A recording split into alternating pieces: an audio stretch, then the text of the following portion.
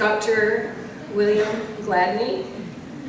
And, you know, the Gladney families, they are still around, but they're fewer and far and harder to rustle up to these shindigs. However, there's another reason that he has not been attending. He's a neurosurgeon, and he was very involved in the study of concussions.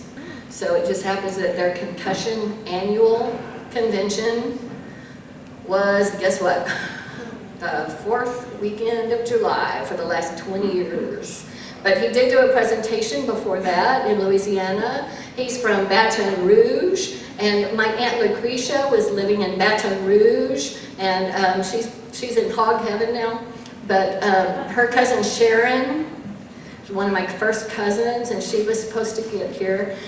Sharon pays her dues and pays her registration every year and usually gets sick. But she and my sister Dell came to Hogeye. Dell's come to Hogeye a couple of times, our festival in Elgin, and Sharon came one year, so I gave them fun names. Oh, and y'all don't even know about any of that. But Sharon is called Sharon the Bacon from Baton Rouge. And Dell is... volunteers here too. So. You got volunteers? Keep talking, I'm going to be right there. Oh, okay. He's like me, he's always up to something. And I just met him yesterday. So Dale, my sister Dale, and I forget what other part. I remember Dale is from South Carolina. Because, I'm sorry y'all, I'm just too much, and I need to just take my little flag and get off the stage. But I'm obviously not shy at all. I'm just filling some time for Dr. Gladney. But Dr. Gladney is going to do a presentation. He's been to, like many of you, they've been to Ireland and Scotland several times. And he just happens to be a person that wants to stand up and talk about it, because I've been trying to get a lot of you to do presentations. And you usually say, well, I know this and I know that, but you don't want to get up here in front of everyone and tell. So I am so delighted to have Dr. Gladney here. And I'm going to let him introduce more things. But when he sent me his rough draft the other night, oh y'all, when you hear this, I was laughing so hard. I was laughing so hard, like laugh out loud, belly laugh, that I think the ashes in the backyard rolled over, literally. So, wait for it. Thank you, Lucretia. And I keep thinking Lucretia has really hung me up to dry, okay, because we've got this big stage and a big audience. So hopefully at least I can be somewhat entertaining. But I'm glad to come help Lucretia. She's done a fabulous job keeping the Gladneys in America going. I went to a number of these way back, you know, in the late 80s, in the 90s. A lot of the people that I remember, Betty Bond and the original people, and we know how this works. Time goes by, and so do people. And other people step up, but a lot of times they don't. And it's so hard to keep an organization like this going. But I consider it extremely valuable for the Gladneys. And there's not everybody out here has a Gladney name, but you're going to see kind of the story I want to present to you, that your families have all come through this experience. So many Southerners are Scotch-Irish. They came from Northern Ireland. Their story still has not been told that well, and they comprise most Southerners, okay? I think every other group has had a lot of attention, but I haven't seen that much with the so-called Scotch-Irish. And that was what kind of sorted me out with maybe in 1989, we have the Red Gladney book. I see a few Red Gladney books out here. So these are the ancient books. They were the first genealogy books. It had the Gladneys. They were from Northern Ireland. And all the information was that they were born in Kinbally, in Skerry Parish, in Antrim. And there wasn't much more. I went to the LSU library, I think 88, 89, and there were rows and rows of books on other groups of Americans, and I found five or six books max. Now I've used ChatGPT, so you can Google the Scotch-Irish and you can get a concept of where they came from. But they came from Scotland originally. They were in Northern Ireland. They arrived scattered about in one of 4 major immigration waves to the United States. You know, and the first was definitely the Puritans, the Quakers in the Midlands for William Penn. There was landed gentry who were given huge land grants by the king. And then from 1710 up until the Revolutionary War, 200,000, quote, Scotch-Irish immigrated here. And they were, you know who they were? It was Davy Crockett, it was Daniel Boone, it was everybody you ever heard of as a kid. It was Jackson. It was the entire Confederate Army, okay, for example. That's where they all came from. And so my goal was thinking, well, I'm gonna go there and figure it out, okay? I'm gonna get on a plane, boots on the ground, I'm heading for Scotland, I'm heading for Ireland, and over 2 or 3 years I had at least 2 trips that pieced together a puzzle. And so I think it's gonna work. You're gonna see a video that I made in 1996 on a VHS deck with no good gadgets. You could make your own movies on a VHS tape recorder if y'all had cameras then, but you had to turn on record and then you plug something in and then you drop something in and then you try to do this, but you could put it together. So I had a trip to Scotland in '92 and then to Northern Ireland a year or 2 after that. And in 1996, went to the Gladney Reunion and presented the video you are about to see, if it works, okay? And everyone loved it, everybody went wild about it. We found the Gladney grave, we had the mysteries about a street in Scotland that had Gladney, Gladney, Gladney. And Gladney's not that common of a name, but all of you people, I'm just telling you, many of you are part of this early American, mostly the South, frontiersmen, people that they weren't the gentry, they didn't have all the money, they didn't need it, you know, they were willing to take care of themselves, they distrusted authority, and those people are all over Tennessee and Virginia and every place, and they're definitely Texans, okay, because I know Texans. Now I'm from Louisiana, and we're a little different because we got the Cajuns and stuff. So let me tell you about myself real quick then. So my name is Dr. William Gladney, Gladney, because I have to spell it out for people, right?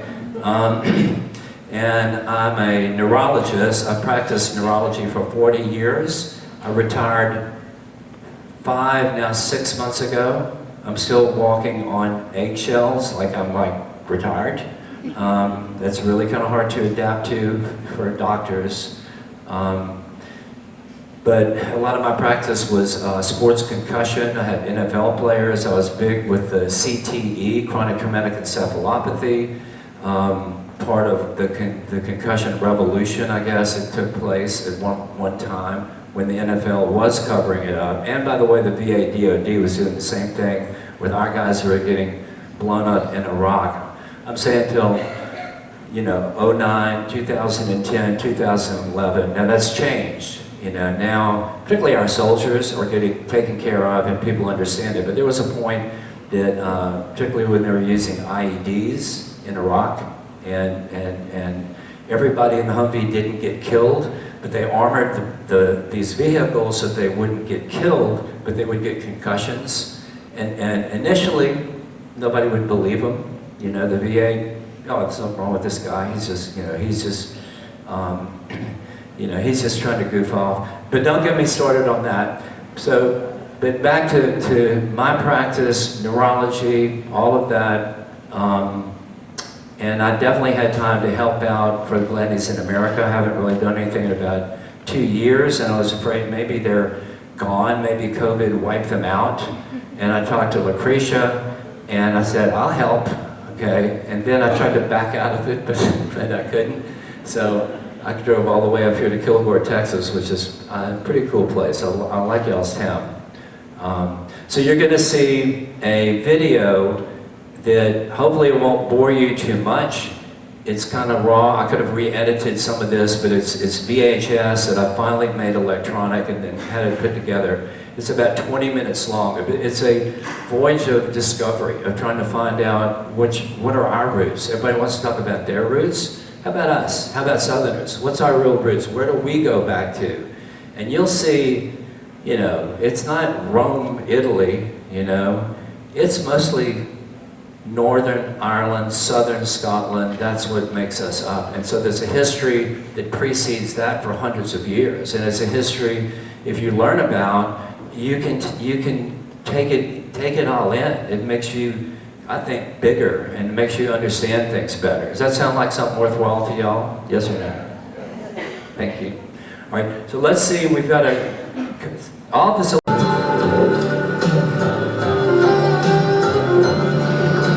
Can I narrate? I can. And this is a Neolithic stone circle in Northern Ireland. In the background is Knocknamara, where Queen Maeve, who is the fairy queen, who is pretty scary, of the Tir na Nog. So if you go to Ireland, you're going to see sites like this that are 5,000 years old. Can y'all hear me okay? Okay. So, and look, so this is part's funny. So this is 5,000 years ago. Dr. Gladney is going to Ireland.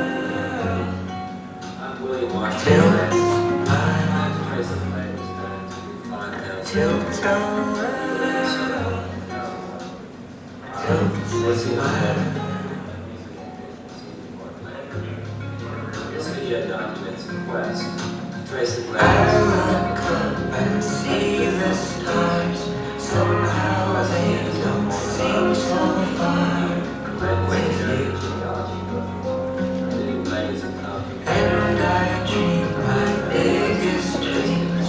I know I'll be anything with you.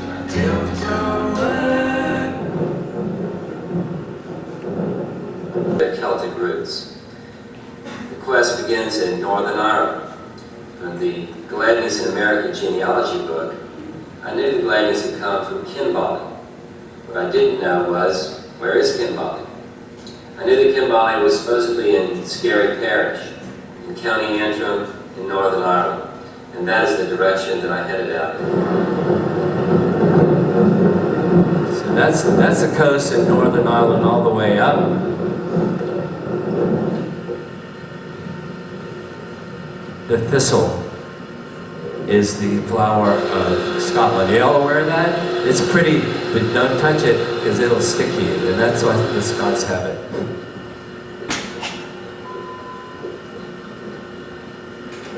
Now we're headed out to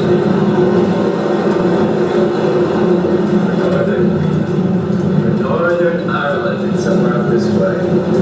1992.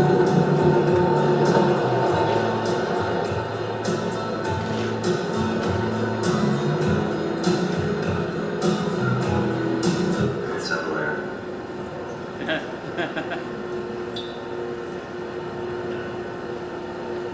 I was just stopped and searched. The war was still going on. I took my camera out. They took me out of the car. They were pointing guns at me. They didn't like it because the troubles were all taking place back home. So it was kind of dicey going up there in '92.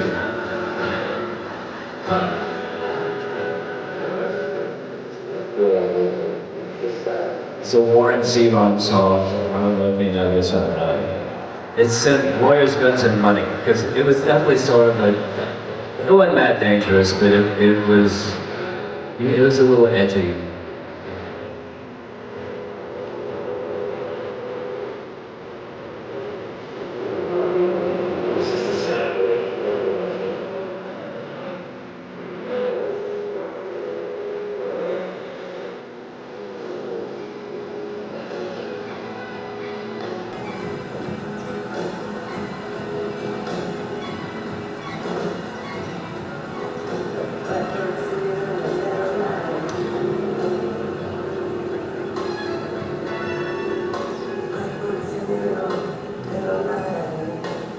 there's nobody in this town. I've been back through here in 2019, and there's plenty of tourists, and there's this and there's that. But the broken Ferris wheels and the little old man on a bike, I mean, this was the past, right? This was 1992 in Northern Ireland.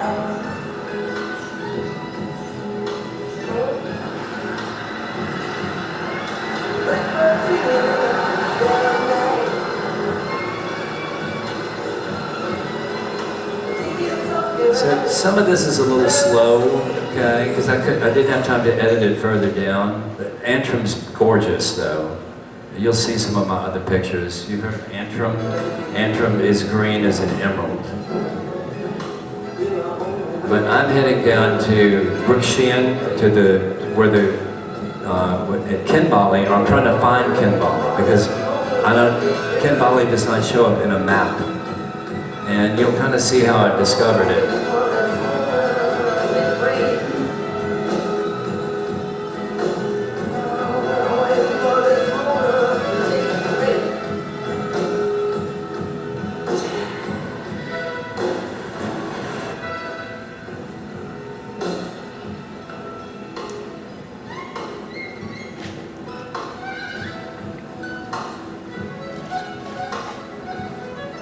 Just to give you an idea of where we are, I'm riding along the coastline road here. And Scary and Kinbally is right here, the North Chip. I was headed for Scary, and the nearest town was Brookshean. It was there that I found that no one knew where Kinbally was. They told me I needed to speak to some of the older people that they would know, and a bread man took me off in his bread truck to meet the Gilchrist brothers. The old Gilchrist man, you need to be talking to a man who's 80 years old. That's the bread man. The bread man came into the store in a white coat, and I thought, well, he must be a doctor. And so I'm going to talk to the doctor. Oh no, he was the bread man. And he had no idea where Kinbally was. Kinbally's a mile from where he was standing. Okay, you'll see how this works. These are incredible people. You've got to listen to them. Just listen to them talk. I'm going to show you a house in Kinbally from here. You look straight over the bank end of your car. Right. There's a horizon up yonder. Exactly. I won't take you over. I won't take you to show right in front of that. He said, she told me last night. So come here a little bit. I want to do it. You want to go for just a few minutes? We'll just take a quick drive. He's going to show me. So Kinbally is a town land. It's a wee town land. Oh, it's just a wee town land. You're working in Bali again? Pigs and fattening bullocks. Right. There were for a while, when they were very younger, and potatoes and corn and flakes. Right. Well, then when we got to get older, we just fattened bullocks and fattened pigs and Okay. suckling cows. Right. But now and Kinbally is a township, and how many farms are on the township? Well, there might be about 7 or 8. So, what area would it span? It's a couple of square miles, or? But maybe more. Right. Because when you done that over there, ever seen that? And then, well, I came back down from the Carlisle Bay. I took that road. And I came up the road this way, too, but I haven't been over Where did that you way. come from? Carlisle Bay? How do you say it? Carnaby? Carlisle? Say it again. Is it Carnarvon? Or Carlow? Carlisle. Carlow. Carlisle Bay. Yes. I'll work on it. I can get my accent going. Talking to these people is a trip. There's Conlach Bay, right? First Presbyterian Church. First Presbyterian? And, Yes. yeah. Presbyterian. How do you say it? Presbyterian. Presbyterian. That's the name of this It town. looks like Brookshank, okay? Brookshank. You've got this is Irish, but it's Scottish, okay? That's their dialect. And see, listen, the train on the Kilgore now, just don't here, and then straight into the right. So this is Kinbally. All right. And what's that mountain? See the mountain? I'm gonna have to tell you about the mountain. So listen to him. Smooth, That's that's and you already heard tell that, right? The part of he come out of the brook, up down the air. right. Sit part of that where he heard it swaying and the top of that went in there. And he took a giant step to scare his own. Someone told me that yesterday. Oh, what? But that's where it goes.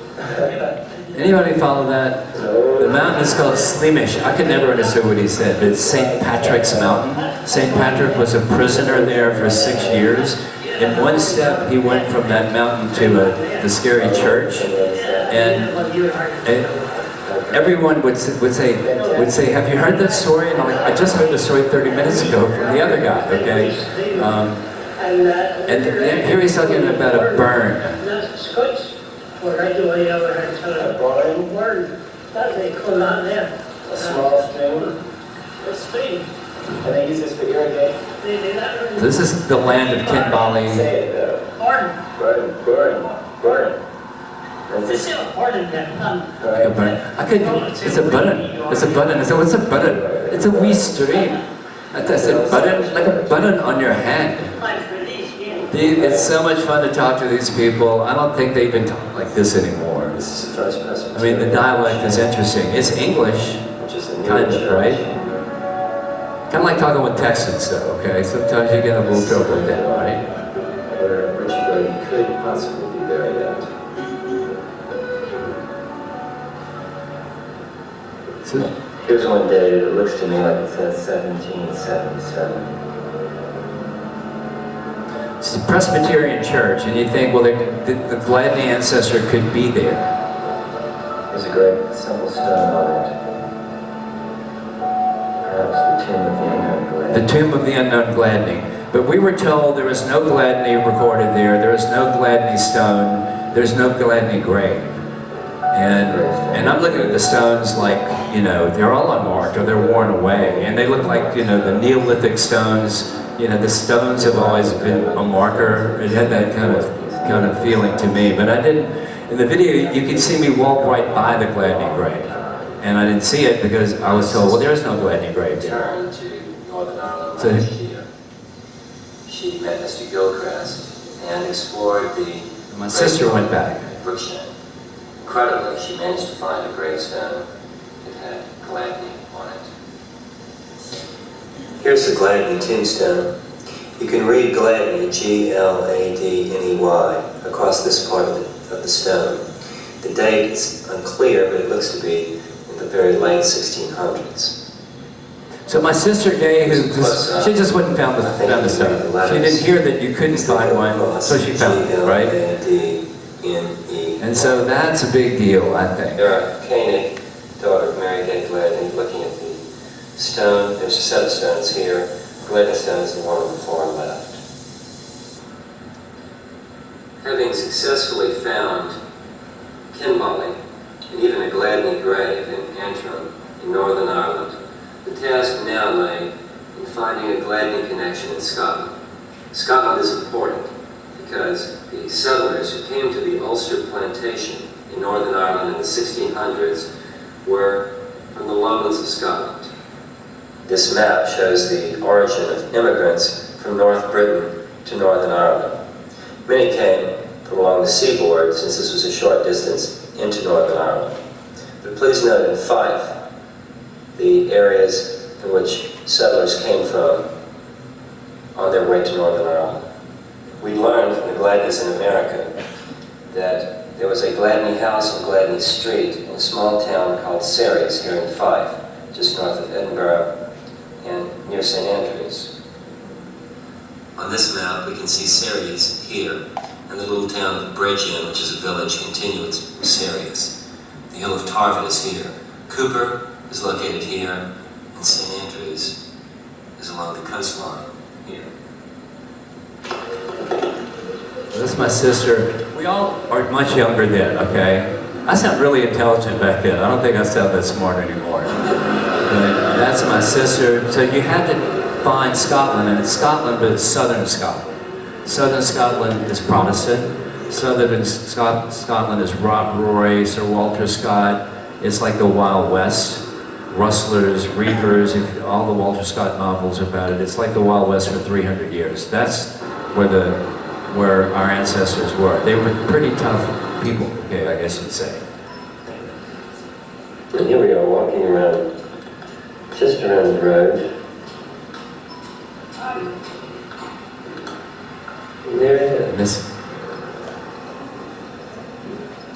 You never see that name anywhere. Oh, right there on the street, Gladney. And then you start walking around, it's all over the place, right? That was the big discovery. We found the Gladney cottage just up the street from the Gladney house. We're going to go back and investigate this. Gladney Cottage. And then there's a Gladney Court. What a mystery. What a mystery. Gladney cottage. So there's Gladney Cottage, so then the big house, the two-story house, is officially Gladney House. And do you know how long it's been known as Gladney? Do you know how old that name is? Since you can remember, I guess, at least. The Gladney would be this area right here. Yeah. From what road to what road? You said Down to the Williamsville Road. Williamsville Road. Yeah. I don't think they make any use of it now. For quite a long time until they started changing all the boundaries for rings and so on. We were in Cooper Parish, this side of the road, and the rest was Fewers. Well, it's funny how all those things change over time. We talked to everybody. And the accents are fascinating, right? Really remarkable. As when Seymour was telling us. But we were on a quest. Anybody in the street, we were stopping at, what about Gladney? Okay? And kind of working our way like that. Like I say, it was boots on the ground. So one thing you notice for the houses, they all had names, though. They were not numbers. So the Rowan Cottage, and that's a Rowan tree. Look at that It's thing. just outside of Gladney Village. Rowan Cottage, there's a rowan tree. You see that in fairy tales all the time. Okay? Usually, watch out if you get around a tree like that. So, something's going to be after you. So this guy's incredible, Mr. O'Sullivan. In this village, For bleaching now. yes, It's laying out that's laying out the yard and put white in it with the sun. You know, and they use chemicals actually, they started using chemicals about 20s, 30s, I presume, to bleach white. So in your estimation, that this town has gone by this name for hundreds of years? Right. It's actually, there's a place out the Craigrothy Road. This is right, it's pretty unobtrusive, because anyway, so we can talk about It's it. an area out the Craigrothy Road called the Loch. The And lock. I feel that had been a loch in those days water, Right. which was drained off, and now you see it's given, well, it must be centuries old. Right. Now, how old could Gladney Village be in that case? Well, And it could be very old, or it could be not that it old. must be a very... So we had found an old map from 1645 that had Gladney on it as a tiny village. 1645. You'll see where I'm getting to with Mr. O'Sullivan here. That was Mr. O'Sullivan, who everyone directed us to talk to. He knew all the old stories, they said. He told us that the Battle of Bannockburn, fought in 1314 for Scottish independence, took place very near Ceres. And in fact, they have a celebration every summer on the town green. Well, we talked and talked, and by the end of the evening, we had just about traced the Gladneys back to the Battle of Bannockburn. We traced them back to the Battle of Bannockburn. Okay? 1314 And I see and a couple of generations, and we were on Wallace's side. Okay? defiance and tyranny. You've come to fight as free men. And free men you are. What will you do with that freedom? Will you fight? So you're gonna have to go through the battle, George. We could fast forward through it. How many people saw Braveheart? Okay, whose side did y'all want to be on? You wanted to be on Mel's side, or you wanted to be on the English side? Anyone who was Mel. So Bannockburn was a big deal because Scotland was about to get swallowed up. That would have been the end of the game for them. And Wallace fought a number of small victories that led up to Bannockburn, and it was Robert the Bruce, of course, who finally beat the British in 1314. But this is a place where you can throw dates like that around, right? 1314? Well, how long ago was that, right? And they still celebrate it. I just think that's great stuff. Gladney Street, and to look for Gladney House. On the way, we found Gladney Place and Gladney Court. And here's another sign in Gladney Court, which I think you can see right there. And as we go a little further down the lane, here we see Gladney Place. There's the Gladney House, or Gladney Place, yeah.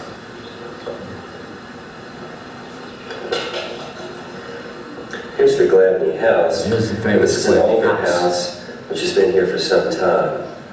We were talking to Mr. O'Neill, the town bard and historian, who gave us most of the story last night. There's a kitty cat. I assume this must be a Gladney cat. Gladney Cat.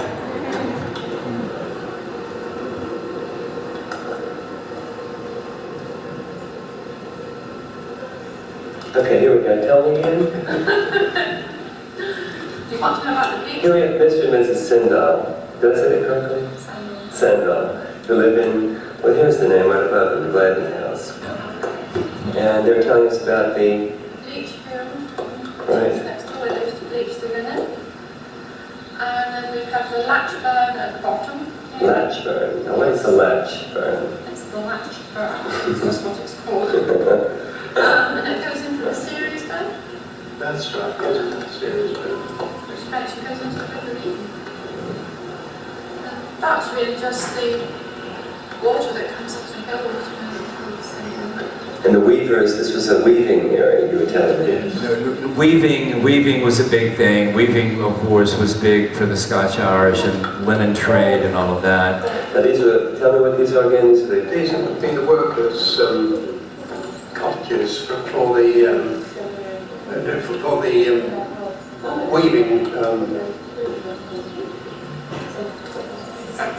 the weaving. That was the master weaver's house, right. and the works were at the back. And these would be the workers' cottages here. Exciting as it was to see the Gladney name plastered up and down Gladney Street, our greatest discovery awaited us at the Fife Folk Museum. Old Prevos, old statue, hundreds of years old.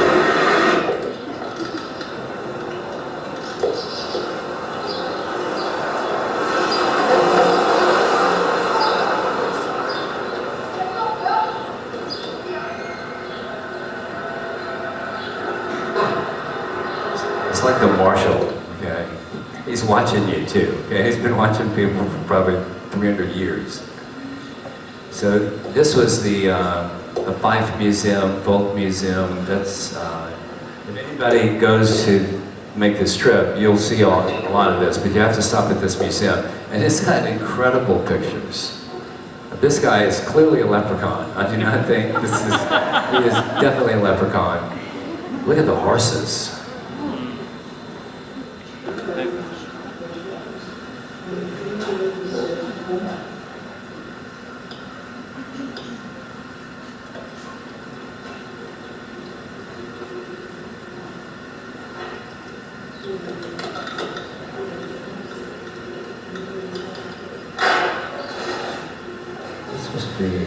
So here Here's the map that we found. This is the map. At the We village looked of and looked. Gladney on it.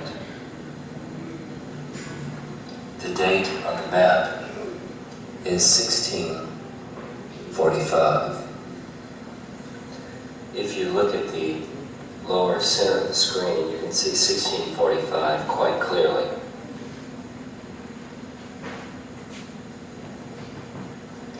This area of the map shows Cooper here and Gladney here. Right there on this map is a village, right?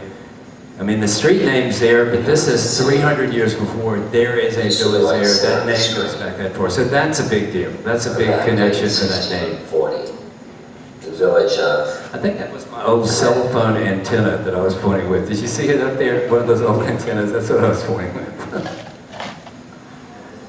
So that's a big thing. I think that's the end of that. So for me, this was a big deal, and all the Gladneys were all excited about it, and that was as I mentioned, you know, for years they wanted me to come back and redo it. So I went ahead and had not been back to run this, you know, my roots trip again. I went back to Scotland one other time, hadn't been back to Ireland. So in 2019, which seems like yesterday, me and my son went back, and I've got only about 9 minutes of that. I didn't have time to do it. You want to see that? Are y'all entertained or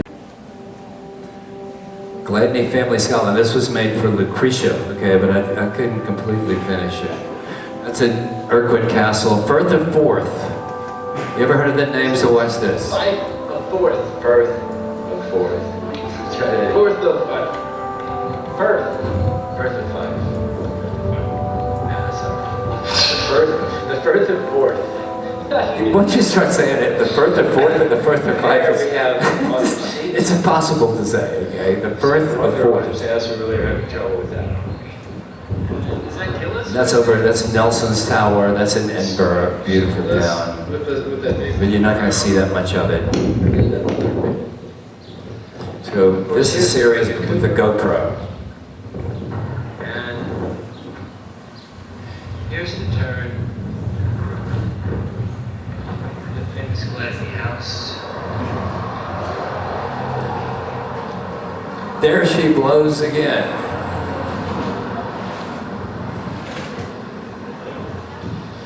And the sun's coming up. Nice.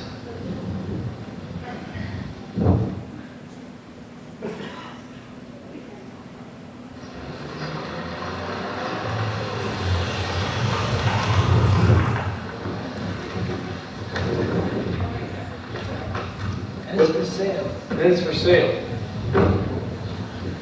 The Gladney House was for What's sale. for sale, you might ask? Why, it's the Gladney House.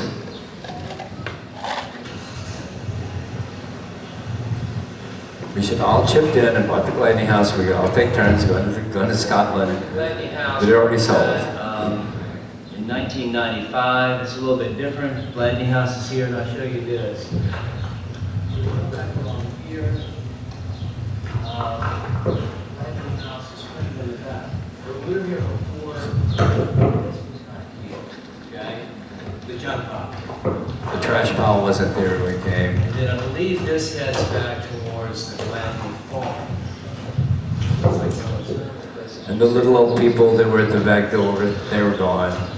Because we've gone, now we're in the future, right? You ever see that sign right there? So that Gladney House sign was founded on the house.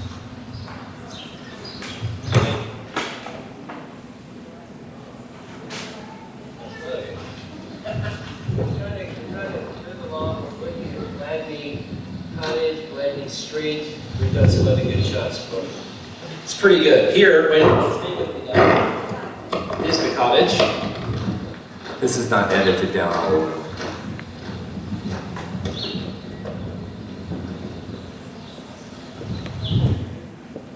And then on the street signs.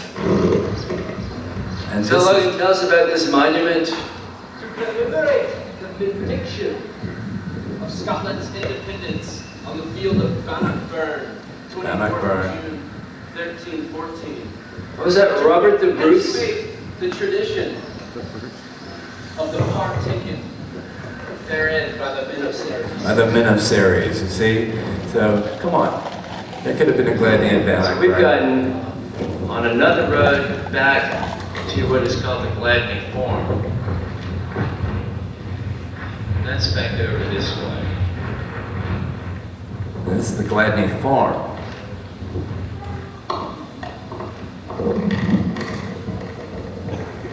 Gladney Farm, coach house, and the old orchard. And then back down this road. Hickory. This was all part of. Can I film you too? Gladney's in America, you're gonna be famous. So the Gladney Farm is a piggery? Well, it Piggeries. was the one time all these fields, that field there, that field at the back, the field across there, and some of the fields where this house is now being built on was all Gladney Farm. Gladney Farmhouse was down there, and there used to be a piggery up here. The piggery, I'm just guessing, is pigs. Yes. Fattened pigs. And there used to be a lot. Do we call them piggeries in the US? Yes or no? Up there, Yes. all dams and trees, there was apple trees. Wow. There was also an orchard there as well. Old piggery to us in 1994, I think it was 94, with planning permission for 2 houses. So we built the house up there, Right. and then just 5 years ago, my daughter and son-in-law built this house. And see, I bet I was here a year after you bought it, and we were wandering around. There was something going on back here. Yeah, that would be about right. That was it, yeah. But then on a Google map, I saw Gladney Farm. I'm like, oh, I've never seen that listed before. It's got our name on it once again. So, and then they call this. I know people tell me we just call it Gladney. This area is. Yes, because there's also Gladney Road. We had to put this road in when we built the house. Right. Because before that, there was only a track that came up from. Hi. Have you seen any Gladneys around here? Gladneys. All right, you're almost done with Gladney Street. You've seen this sign before.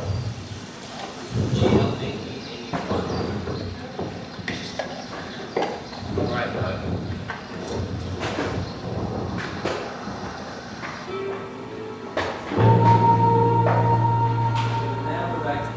Back to Ireland. This is an incredible place called the Dark Hedges in these caves. I'm sure none of you watch Game of Thrones. Yes or no? But tons of this stuff was filmed in Iceland and in Northern Ireland for Game of Thrones. So now we're back. Here's the stone. It's harder to read. It was really exciting to see it. We're at the First Presbyterian Church in Brookshian, Northern Ireland, and we have the Gladney grave, which we think is so important in this enclosure. And that's the enclosure with graves. Later, this is an old stone, another old stone. You can see this work around that. And then the main key is this headstone right here.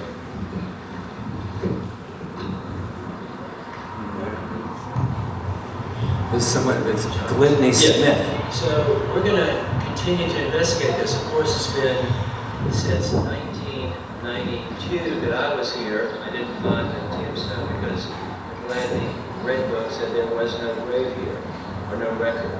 And my sister Gay came in 1995, walked directly to this because she didn't know there was no tombstone here and found it. And now it's 2019, so we're back. And that's We're trying to track down This track, as you notice here, we've got other photographs of 66. so those are grave sites. And we know they're 56, great. And actually, it's 55. important. We saw that too. But they don't know who it is because it has Thomas Gladney, but it doesn't have his date. Someone else who died, but doesn't have their name. But they're all contemporary. But the market is unknown, and I'm like, it's not unknown. It says Gladney. Okay, just put that in if you don't have any more information.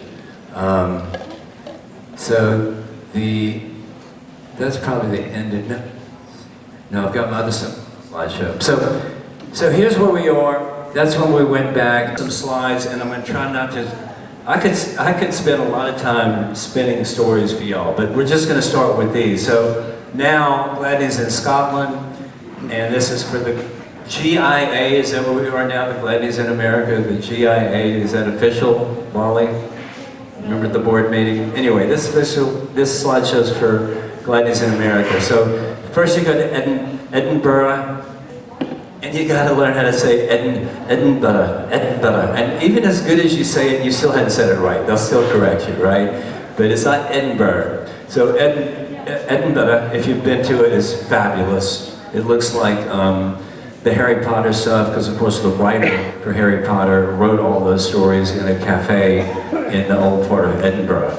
So we're going to just flip through these. So this is Logan, okay? We're going the 1st, the 4th, and the 4th, and 5th, and the 5th, and 4th. So Logan had graduated from medical school, and I had 10 days, and so we were going to do it. There was a way to do it. I could see where we would go, and we were just going to bang, bang, bang, bang. We were not going to miss anything, but we were going to do what I considered critical stuff for Scotland and Ireland. So there's a few pictures of that. So this is on the lookout at, I think, Tavis Tower, and that's King Arthur's Seat, if you've been to Edinburgh. And so that's a long hike if you try to get up to King Arthur's Seat.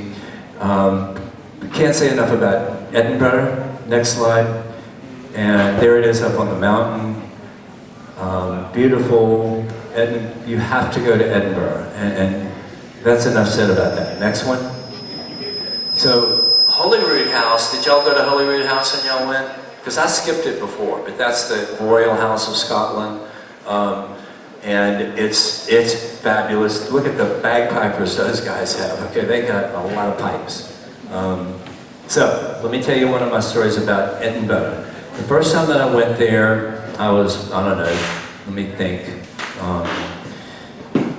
30-something, 35 maybe, and I wanted to, everybody, first of all, everybody looked like Uncle Wally, okay, my Uncle Wally. I got to Edinburgh with my girlfriend at the time, and Edinburgh Festival was going on, which is huge, international festival, but there's nowhere to stay. And so we had to stay out in East Lothian, which was beautiful, but it was the language initially that really got me, right? So I was asking somebody, I needed a motel, everything was booked up. They were going, the Gulf Hotel, you know, is right down the road, the Gulf Hotel. Well, I'm used to the Mississippi Gulf.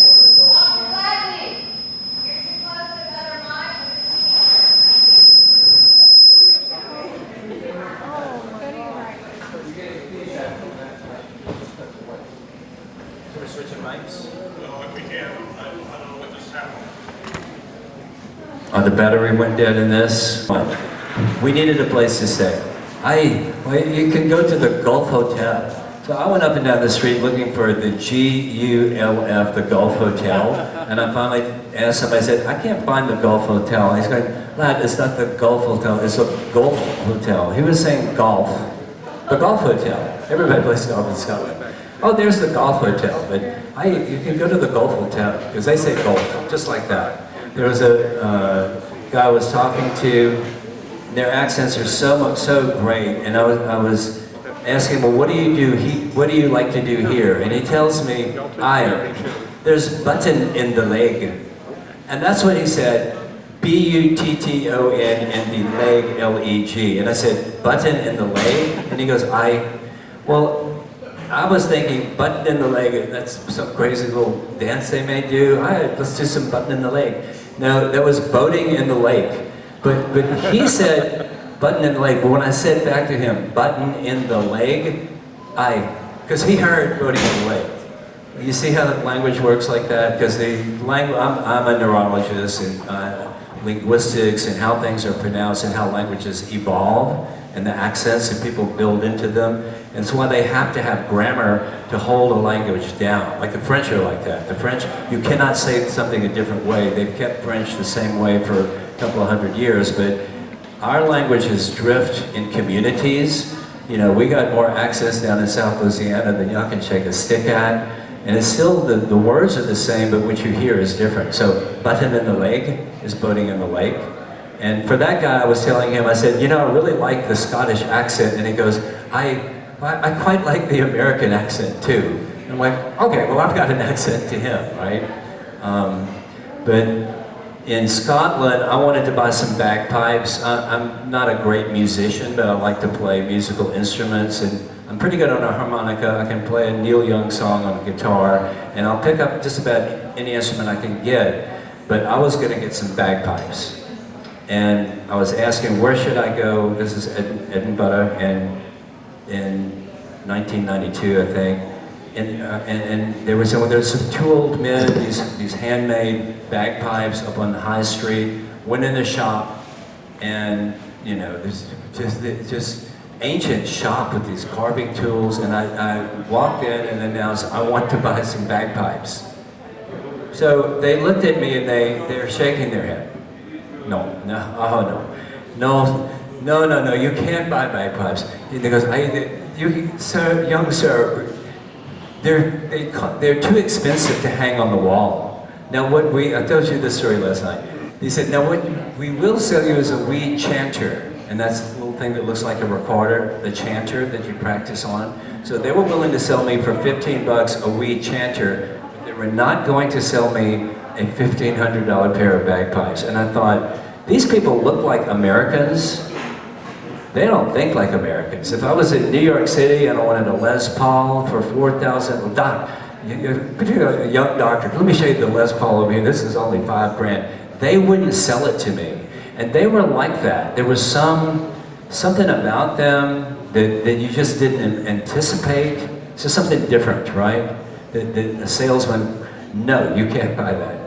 I'll make money off of it, but I know what's going to happen to it. I was struck by that over and over and over, particularly on that first trip that I took. And so we'll get to some of that. So the next slide, you always got Mary Queen of Scots, okay? My wife loves reading about Mary Queen of Scots. She's a Mary, but she's at Holyrood House. So these are just other things in history that you can travel down if you say, well, okay, Gladney, Celtic, Scotch, and Irish, just pick what you're interested in. And imagine that some ancestor of yours was somewhere when all that was going on at one time. So, you've heard of Roslin Castle, the mysterious Roslin Castle, that they think the Knights Templar had hidden things in there. That was in one of those movies they made. It's filled with imagery. It's a chapel, very mysterious. Roslin Chapel. You have to go to Roslin Chapel. It's unbelievable. Next slide. And then you can't resist, to me, Bonnie Prince Charlie and the Jacobites and the songs and the bagpipes. And the futility of that uprising, although they almost won, the Scottish army had broken loose, was marching into London. They were halfway there, and their supply lines weren't good. They weren't ready to take London, and most of the English army was in Europe.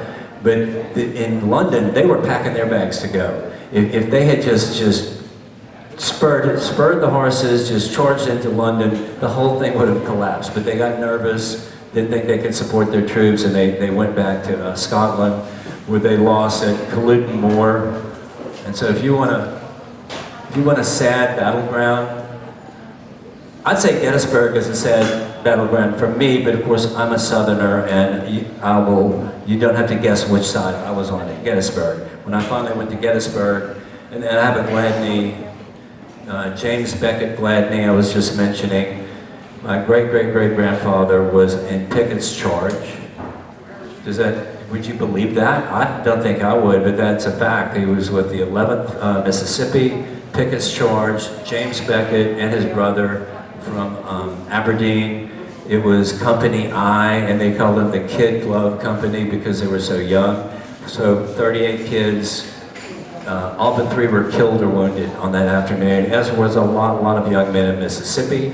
The Oxford Blues were the students from Oxford, from Ole Miss. And I kind of don't like the Ole Miss Rebels all that much. I am an LSU Tiger, but I mean, heartbreaking. Every one of their students in their company was killed on that afternoon. Not one of them came home. Do you know that story? Let me tell this story because it's interesting.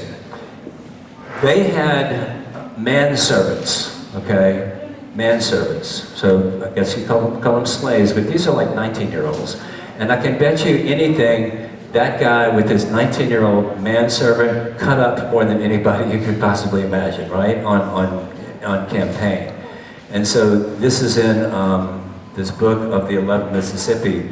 After Gettysburg, he describes the wailing the wailing and pain of the manservants of the boys in the Oxford Blues when they realized none of their boys were coming back. Can you picture it? None of them are coming back, and they were crying, and they could hear them across the battlefield. It's just, I think, an interesting story on how human relations really work. So the Culloden Moor is, some of you people do you watch Highlander? So my wife does. You watch Highlander? So these are the stones that we're jumping through, right? Right next to Culloden, next slide. This is a Neolithic stone circle, 5,000 years old. It's, you know, really interesting to look at. But in Highlander, they're leaping through the stones, correct? And I'm like, I know exactly what they're talking about because it's just outside the boundary of the battlefield at Culloden. So that's where you can go. You might want to jump through a stone. And you might, you might get a bruised nose if you try it. Next slide. And this is just in the Highlands, Glencoe, famous Scottish Highlands. Next slide. Urquhart Castle is one of the best. And so there's Urquhart Castle and the Loch Ness Monster. So my best story, I have good stories. This is by far the best one. We're driving up to, we were in Crieff, and it was my girlfriend, and we were heading for Loch Ness, didn't have a lot of time, because I never had much time. Yes, I'm a doctor, and you'd have like, you got 8 days. So I'm like, I'm going everywhere. And I was trying to get up to Loch Ness, it was getting late. If you go through the Highlands, have many of y'all been through the Highlands? They're beautiful, right? And they're kind of weird, they're deforested from way back. But it looks like, to me, kind of like the Alpine level in the Rockies. But they're not, because on the side of the road is a sign that says tea and scones, right? Tea and scones, and there's a guy with a kilt on and a hat, and a white beard. So going through the Highlands, trying to get to Loch Ness, tea and scones, I stop and I want to talk to the gentleman about how long it was going to take to get to Loch Ness. And he goes, why, if it were one of us, I like to try my Scottish accent. It's okay, huh? Why, if it was one of us driving, we could be there in an hour and a half. But for you, it's going to take at least 3 hours because the drive is so beautiful, you're going to be stopping all along the way. And I thought, okay. And then I said back to him, kind of facetiously, I don't know what they think about the Loch Ness Monster. And I told them, I said, well, we want to get there before dark. We don't want to miss the monster. And this is what he told me. He squared up and told me, young sir, there's no doubt about the monster. Now what it is, I'm not saying. But the monk saw him back in 565.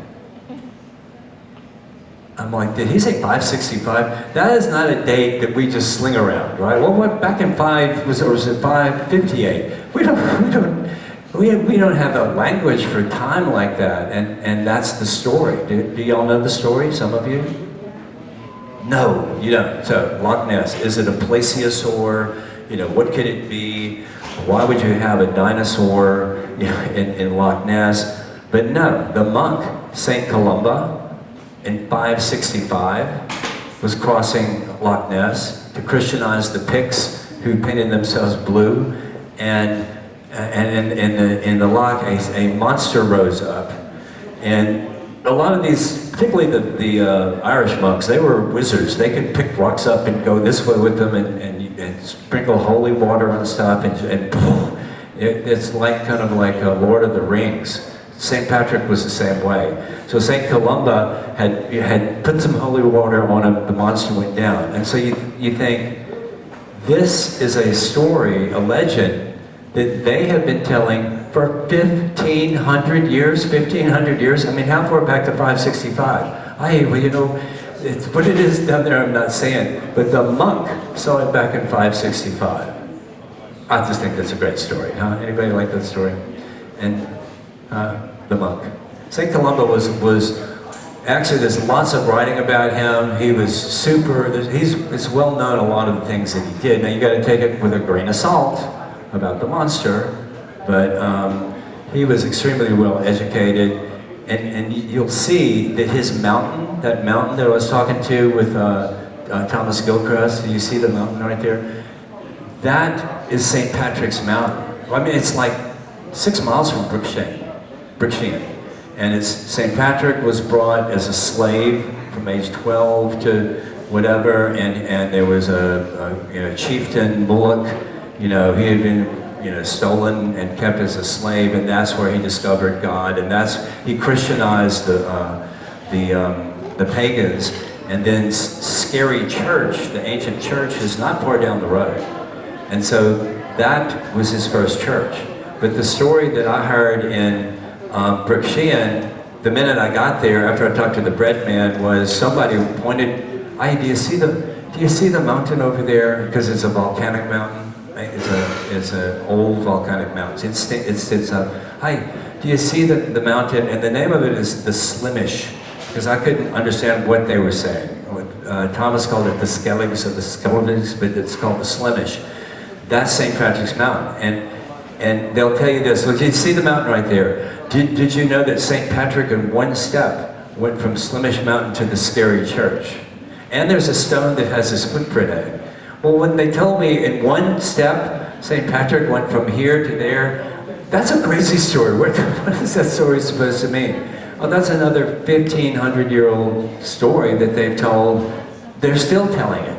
When you go there, someone's going to point the Slimish Mountain out to you, and you'll be ready to hear what they say. Next slide. And Urquhart Castle looks like this. And I always thought Oliver Cromwell blew it up, because Cromwell came all the way through the Highlands. Cromwell was horrible, but he wouldn't just capture stuff, he would blow it up. They had a chain of castles that Cromwell came through and destroyed. Because you look at it and you think, well, it's an old ruin, this is the mark of time. But no, Oliver Cromwell put some dynamite in it and blew it up, okay? Oliver Cromwell, if you're a Highlander, you don't like him. Next slide.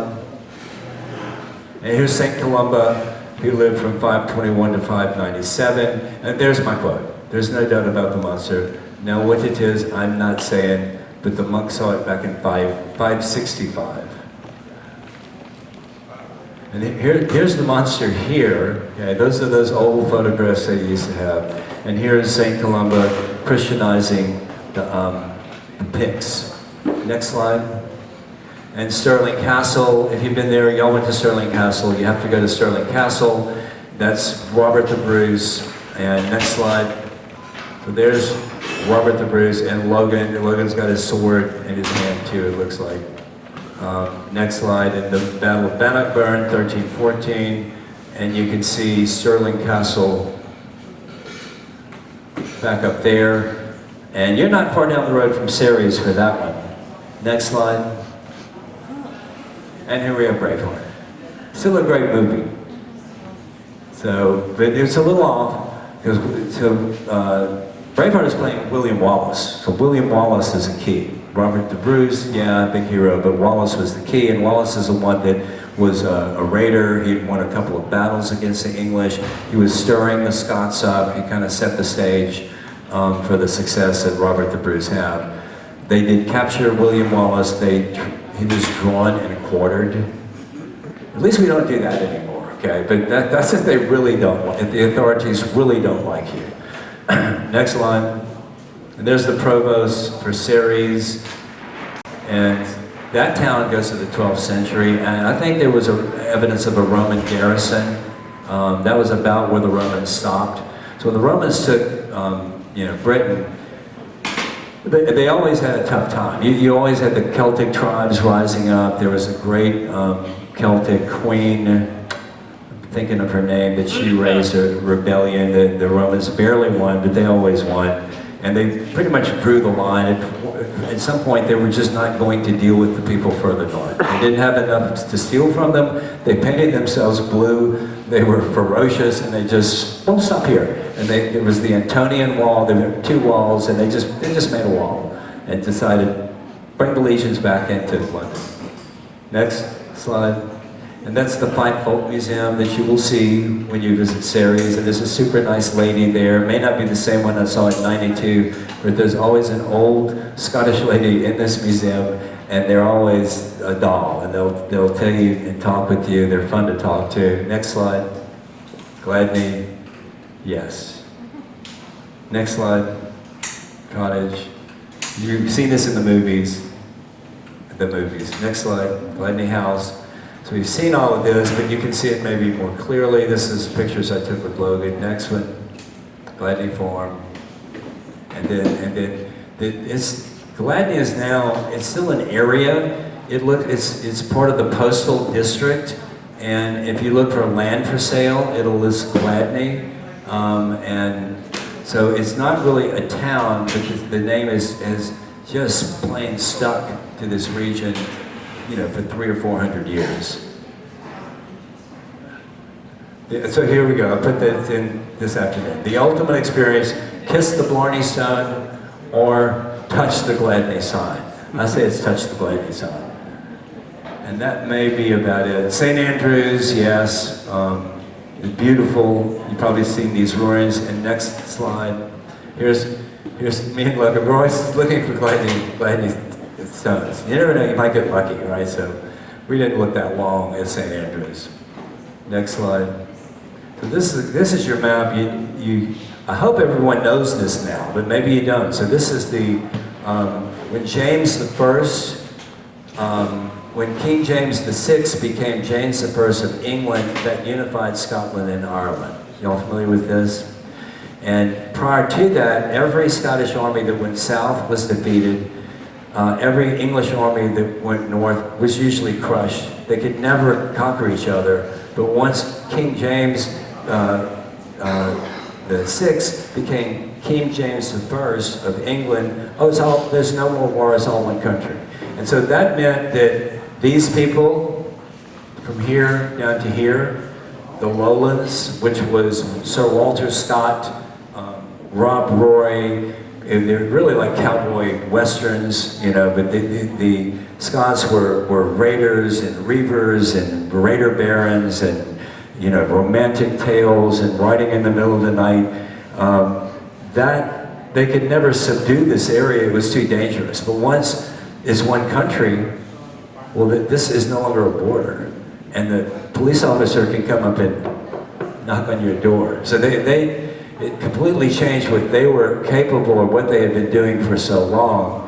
And other factors led to them going to the Ulster Plantation, and that was the flight of the Lords when the Irish would have these uprisings, and the Irish would rebel, and then they'd wind up being crushed, and then they'd write really good songs. They would write some of the best songs you've ever heard, like the shining of the moon, and in a way they would won, because you go, well, wait, they lost that battle.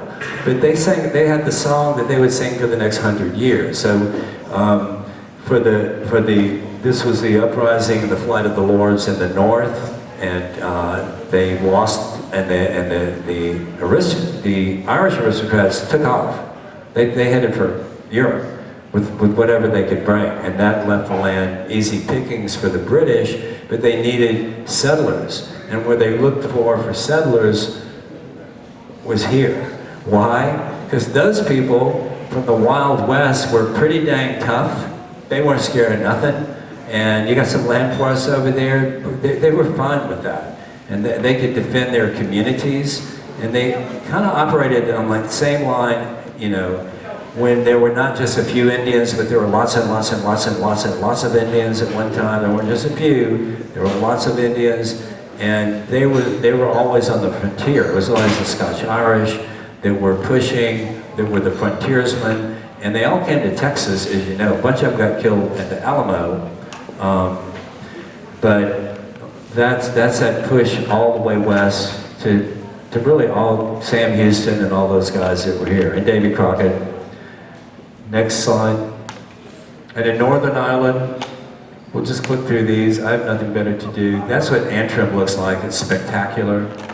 Next slide. There's Logan. And look at this though. So that's Scotland. It is not far away. Now there are not many days that are calm, but if it's a calm day, you could get in your bass boat and probably run over there in about 48 minutes, okay? It is not far away at all. And it wasn't just the Scots from southern Scotland coming to Northern Ireland. There was a constant raiding back and forth for 2,000 years. The original Scottish people were an Irish tribe that had invaded Scotland, but this was 1,500, 2,000 years ago. There was constant movement of people back and forth between Scotland and Ireland because they are not separated by much. Next slide.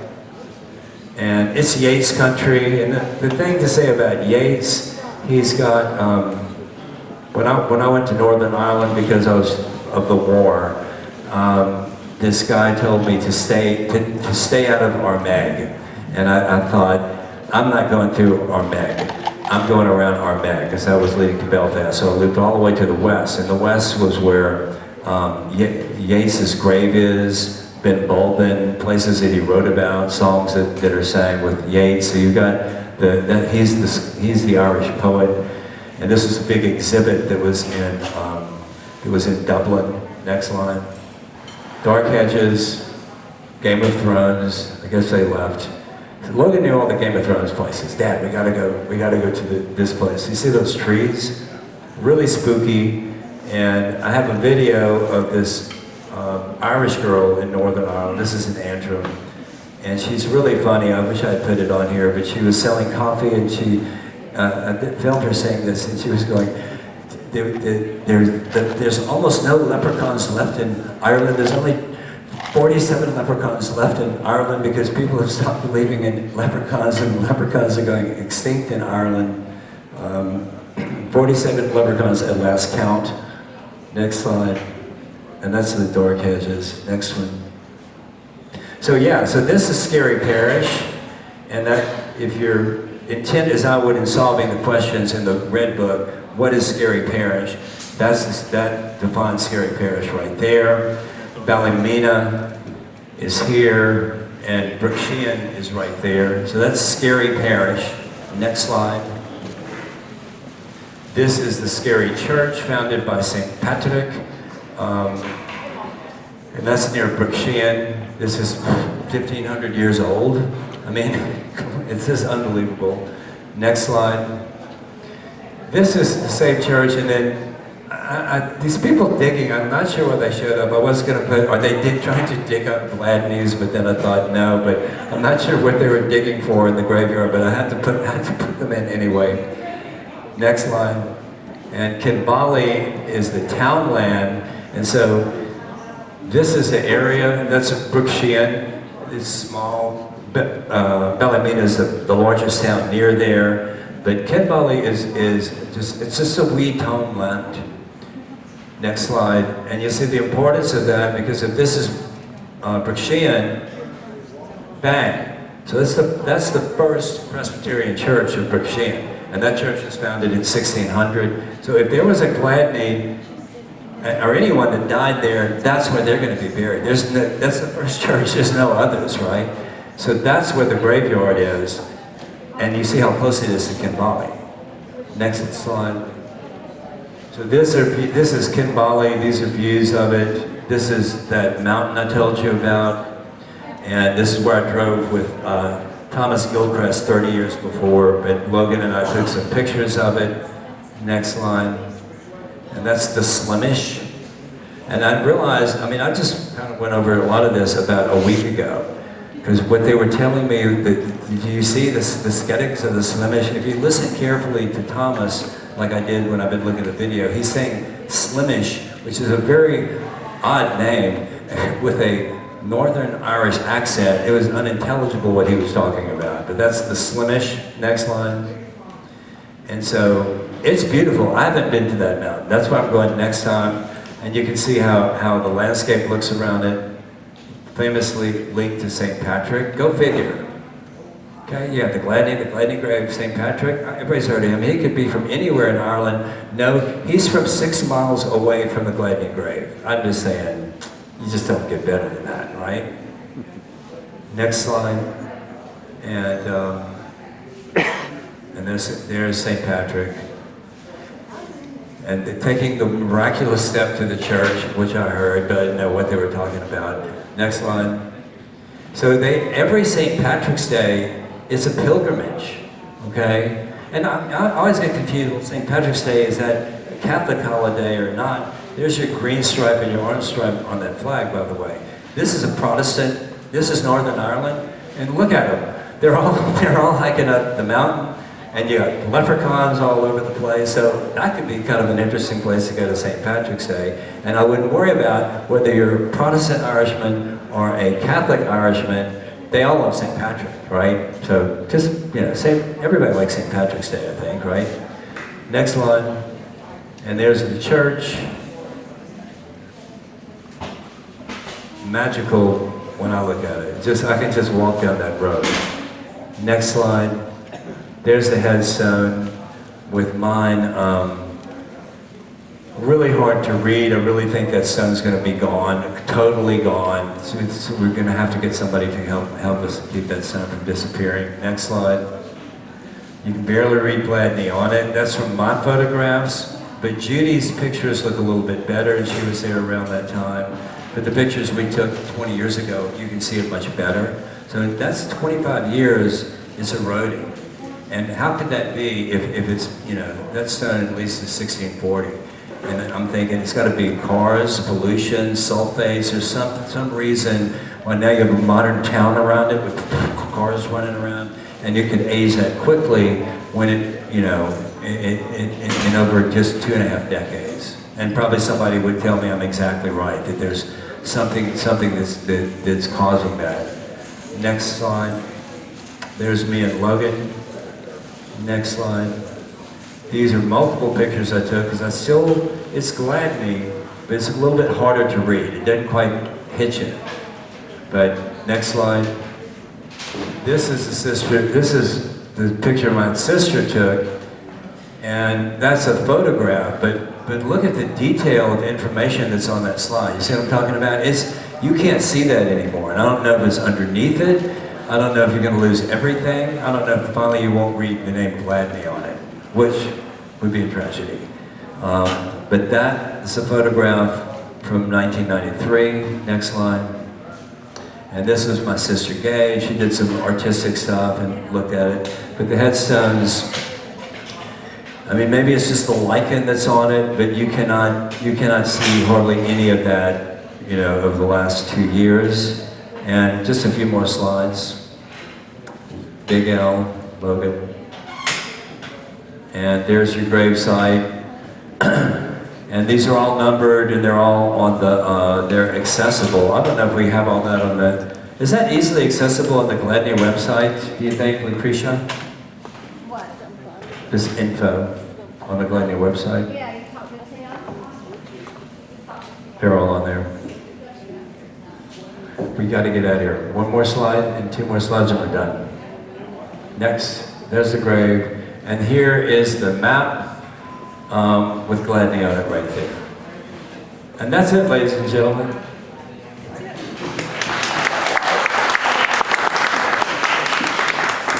Good, especially for those of us that hope to be on a trip someday, maybe.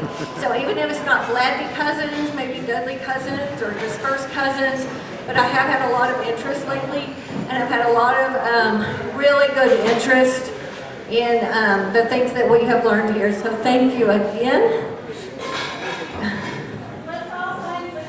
Take a picture of me.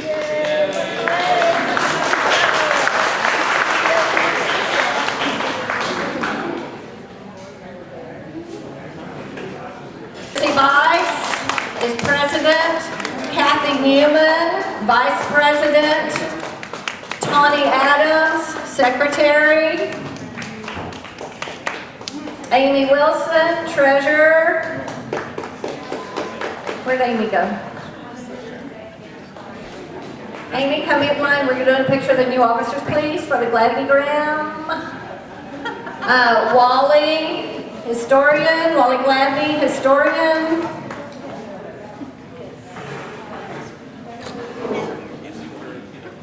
If y'all, okay, I know. Okay, so it should be president and then vice president next to the president. Tawny, will you step to the left of Kathy, please?